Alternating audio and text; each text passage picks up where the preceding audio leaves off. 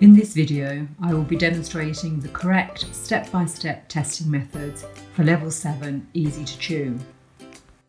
The emphasis here is on softness and tenderness. There is no restriction on the size of the pieces, but all foods in this category should only need a small amount of chewing.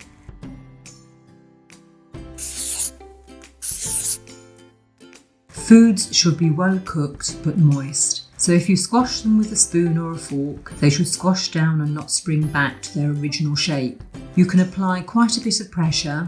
Any foods that are not well cooked enough or al dente would not pass this test and would require longer cooking.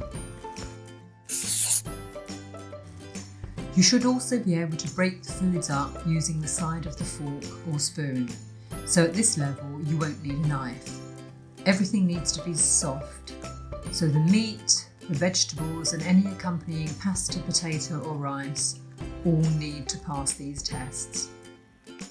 So the food must pass all of the tests before being served. To achieve a really tender result, try poaching, steaming or casseroles. A thick sauce can be added for additional moisture. Avoid roasted foods or anything that is dry, crispy or crunchy. If you liked this video, you may like our Facebook page.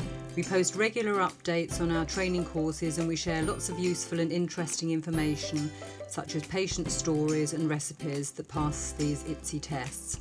You can also follow us on Twitter and Instagram.